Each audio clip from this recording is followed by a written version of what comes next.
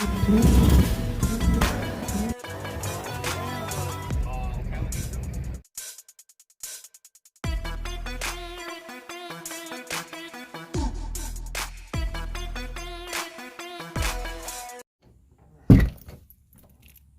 up, everybody? Welcome back to R3 TV, and you know what today is?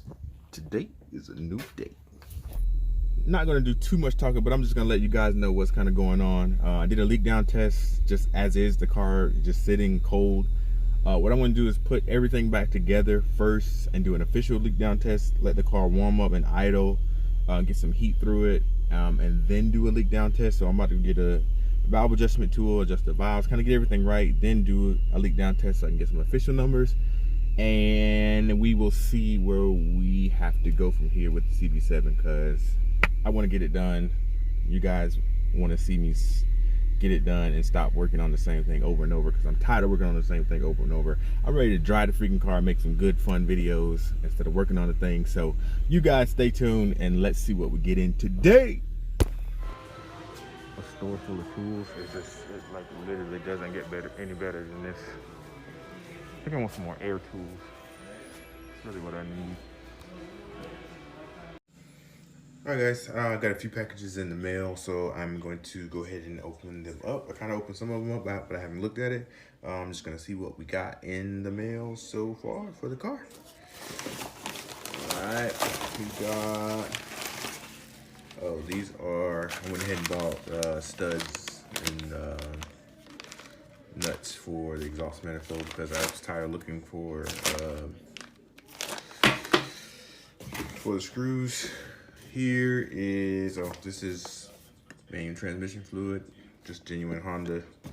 Sometimes I forget, like I said, gotta have that in the transmission. When I first did the auto manual swap, I did not run any transmission fluid. Pretty bad. I was young, didn't know. All right, so we got that. Here we have, what is this? Oh, this is the oil pressure gauge, I believe. I went ahead and bought a new oil pressure gauge, because the one I have in the car is just all kind of funky and it's being a booty. So I just bought a new one. It was a auto, you know, the one with the sensor on it. It's not an oil in the line one, but hopefully this one works like it should. All right. Here we have, oh, I'm also going to get rid of the in-car gauge for the fuel pressure. I want to read the fuel pressure at the rail, because I got to be able to adjust it, so got to be a mess. Oh, it's actually a liquid in there. But this is going straight on the fuel rail. Not trying to make this too long. What is this? One more thing. I don't know what this is. Oh, vacuum lines. It's cool to have these little plugs right here.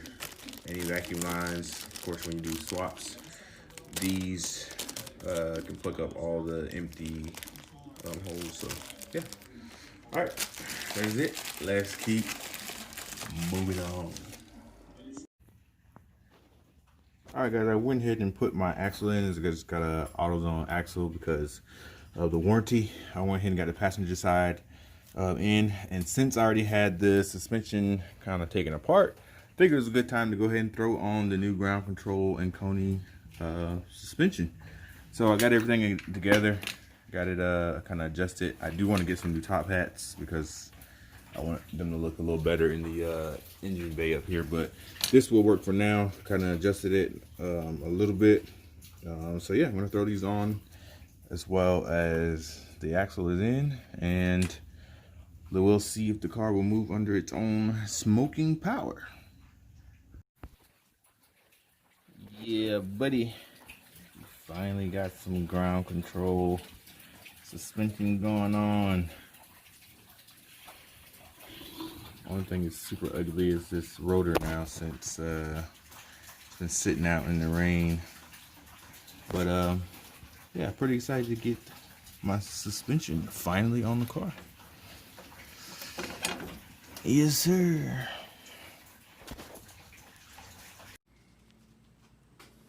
Alright guys, today is the next day.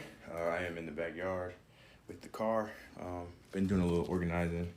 Kind of cleaned up my area. Brought one of my toolboxes home. Still got to organize it and get everything together. But got that organized. This is all my performance parts for the Audi.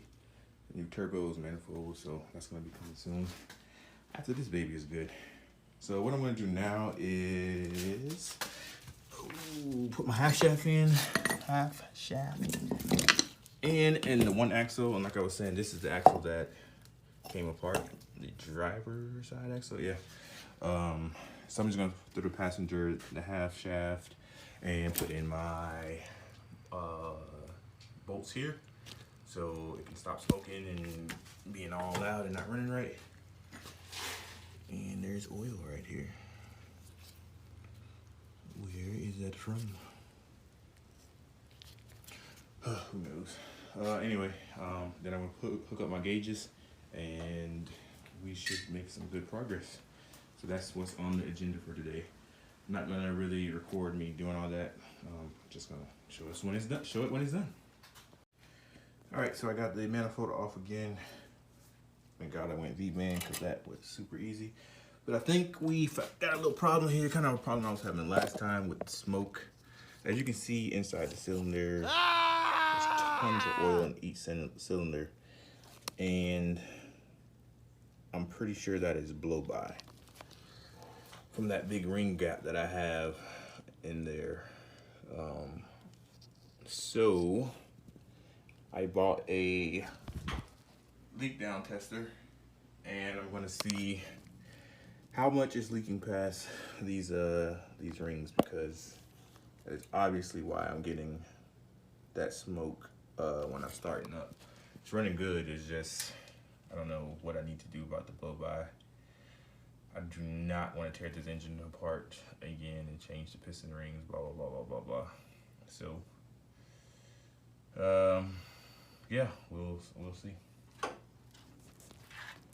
Alright guys, so I finally get a chance to do this leak down test, and it's not looking good.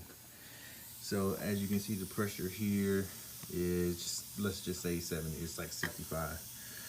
But on this side, it's not even 50. And you can hear right in here that there's air coming out of the #1 exhaust port. I don't know if you can see that, but you see the valves, they're not sealing all the way. There's bubbles coming up through there. So yeah, there's nothing coming out of the dipstick hole, nothing out of the radiator cap. Actually, there's lots of air coming out of the radiator cap here. I feel it now. Wow, that's blowing pretty good. There's oil all in there. Again, I don't know if it's because the rings haven't seated yet, because this motor's been put together for a while, and it has not run more than, I don't know, 2 minutes, 3 minutes, if that. So I don't know if the pistons still need to be, the rings need to be seated, but we're definitely getting blow-by out of the radiator cap, radiator, and the exhaust port. So I'm going to try the rest of the 4 and see what we get. All right, so I'm in this cylinder here, and this one isn't as bad as the other one. It's right below 70. It's not at 60, so I don't see any bubbles or any air really going past this cylinder. It's still oily inside. And I don't hear nothing coming out of the radiator cap. I hear a little bit coming out of the dipstick, but this one's not as bad, so I guess that's a kind of good sign. So we'll keep going.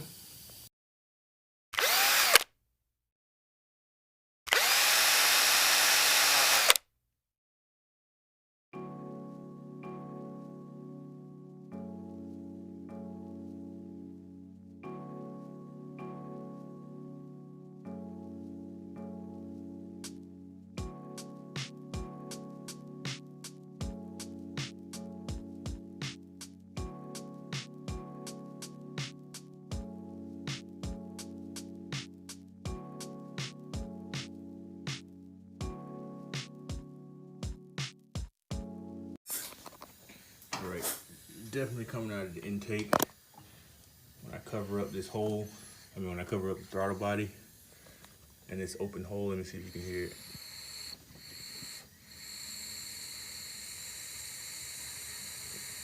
Yeah. So I guess we're looking at valve stem seals, which is weird because they are brand new in this motor. This head. I replaced the valve stem seals. I don't know if it's the valve guides or what. I gotta do some research on that. But to figure out what I need to do here, guys, please comment down below. Give me some suggestions. Hopefully, the most I have to do, if anything, is maybe take the head off, or just take apart the head, and hopefully I can do it with the engine in the car, because I do not want to take this thing out again. But yeah, leave a comment down below and let me know what you guys think. I'm also doing a compression test. The pistons that are in here are 9-0 compression. So I've done these two cylinders, number 1 and 2. They were exactly 180. On number 3 now. So I'm gonna see what this one I'm doing. This is completely dry. I didn't put any oil down the piston or anything. I'm just gonna see what the compression is all the way across. Hopefully I'm getting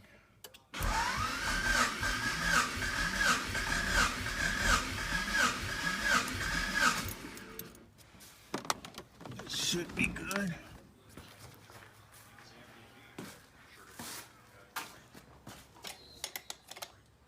Exactly 180. So that's a good sign so far. My compression seems to be good all the way across. I'm gonna finish this last one and we'll see. A little less.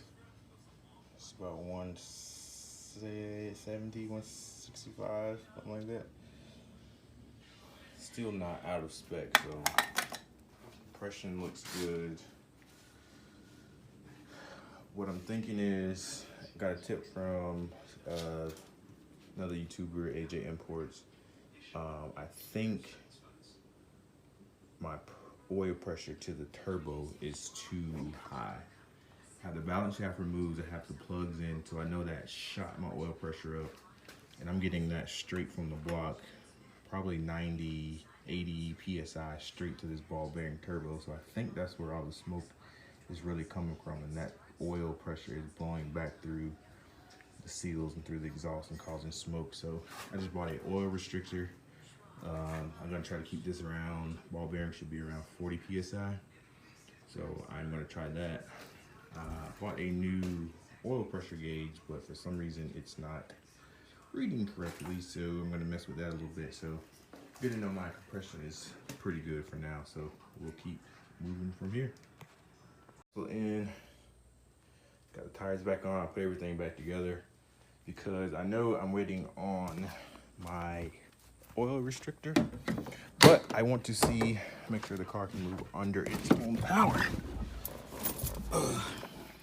Finally got the axles in all the way. So let's see if she starts up and gives me any movement. Let's see. Battery's probably doing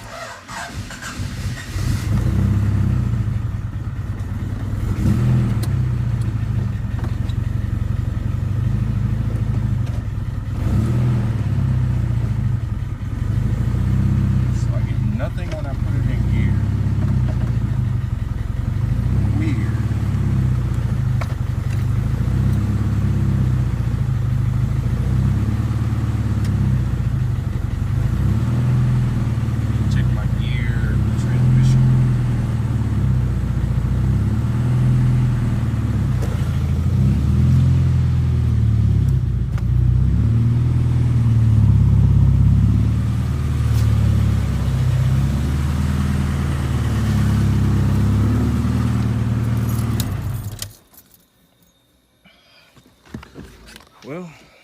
going on with the transmission because when I put it in gear, it does not go into gear,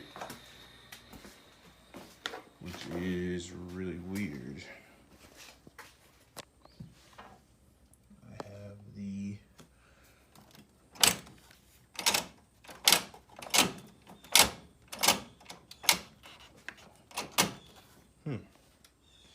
well, there's another problem I need to figure out. Don't know what's going on with that. But I mean, at this point, it just starts up every time. It's still smoking a little bit, but I'm gonna throw that oil restrictor in there, figure out this transmission issue, and see how far we get. And that's gonna be it for this video, guys. Thanks for watching. Don't forget to like and subscribe. Hopefully I'll make some more progress on this by the next video. Just haven't had time to work on the car. So thanks for watching, and I'll see you in the next one. Peace.